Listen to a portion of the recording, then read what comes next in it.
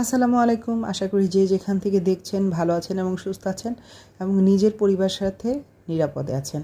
আর বন্যা কবলিত যারা, তাদের জন্য আসলে আল্লাহর কাছে দোয়া করা ছাড়া আর কিচ্ছুই করার নেই। আর নিজ নিজ অবস্থান থেকে যে যেভাবে পারবেন সাহায্য করার চেষ্টা করবেন। আর হ্যাঁ, আল্লাহর কাছে দোয়া করতে ভুলবেন না।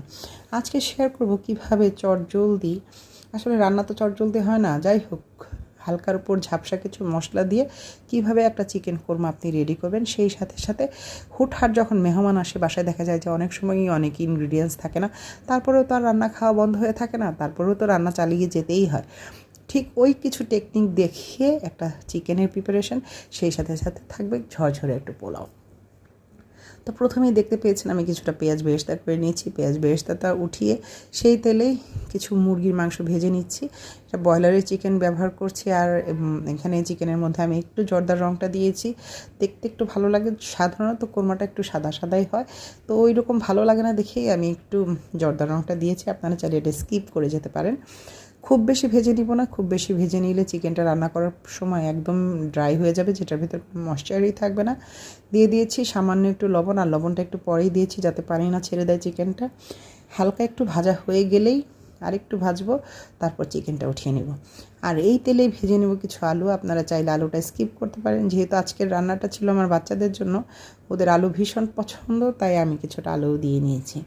আর আলু ভাজার সময়ও কিছুটা লবণ দেবো, কারণ আলুটা মানে এখনকার যে আলুগুলো পাওয়া যায় সেই আলুগুলো এমন পানসে, তাই একটু লবণ দিয়ে সুন্দর করে এটাকে ভেজে নিচ্ছি।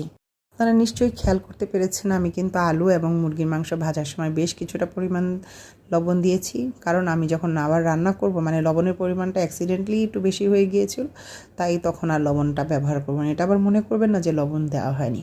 দিয়ে দিলাম ছোটো বাটির 1 বাটি পেঁয়াজ বাটা, তারপরে দিলাম রসুন বাটা 1.5 চা চামচ, আর আদা বাটা দিয়েছি 1 চা চামচ পরিমাণ। এটাকে ভালো করে কষিয়ে নিব। তেলটা যখনই এভাবে উপরে উঠে আসবে দিয়ে দিচ্ছি কিছু গরম মশলা, দারচিনি, লং, গোলমরিচ, জয়ফল, জয়ত্রী, তেজপাতা। এলাচ ছিল না বলেই এলাচটা দেওয়া হয়নি, আপনারা চাইলে কিন্তু এটা অবশ্যই দিতে পারেন। আর এলাচ ছিল না বলেই যে এটার ঘ্রাণ বা স্বাদ কোনো হেরফের হয়েছে তা কিন্তু না। সুন্দর করে এটাকে কষিয়ে নিয়েছি। যখন একটু তেলটা উপরে উঠতে শুরু করেছিল, পানিটা একটু ফুটতে শুরু করেছিল, দিয়ে দিয়েছি ধনে গুঁড়ো, জিরে গুঁড়ো আর মরিচের গুঁড়ো। 1 চামচের থেকে একটু কম পরিমাণ করে দিয়েছি। আর এটা সম্পূর্ণ ডিপেন্ড করে আপনার টেস্ট বারের ওপর।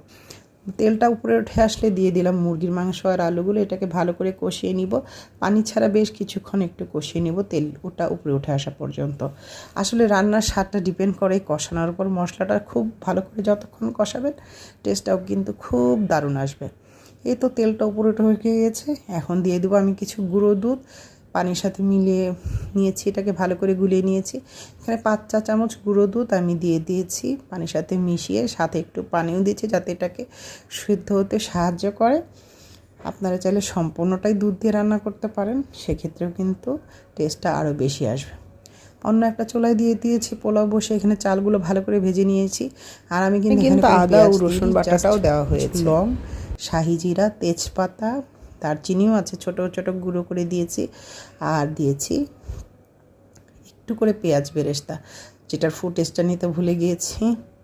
এই তো এটা বসিয়ে দিয়েছি। আস্তে আস্তে কিন্তু পোলাওটা খুব সুন্দরভাবে ঝরঝর হয়ে রান্নাও হয়ে গিয়েছে। আর এই তো আমার কোরমাটাও কিন্তু প্রায় রান্নার শেষের দিকে।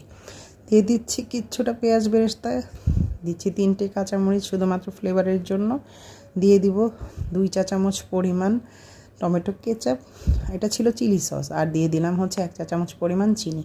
এটা খুব যে বেশি মিষ্টি হবে তা না, হালকা একটা মিষ্টি, কিন্তু খেতে ভীষণ মজার। মিষ্টি আর যে কাঁচামরিচের যেটা দেওয়া হয়েছে এটার ফ্লেভারটাও কিন্তু খুব সুন্দর আসবে। নামানোর আগে কিছু একটা পেঁয়াজ বেরেস্তা দিয়ে জাল দিয়ে নিলেই হয়ে যাবে। এই তো ভীষণ মজার চিকেন কোরমা একদম রেডি। হুটহাট মেহমান আসলে বাসায় যদি ইনগ্রিডিয়েন্টস না থাকে, তাহলে কিন্তু এইভাবেও খাবারটা আপনারা প্রেজেন্ট করতে পারেন। মজার চিকেন কোরমা আর পোলাও কিন্তু একদম রেডি টু সার্ভ। ভিডিওটি ভালো লেগে থাকলে অবশ্যই লাইক, কমেন্ট ও শেয়ার করতে ভুলবেন না। ধন্যবাদ ভিডিওটি দেখার জন্য।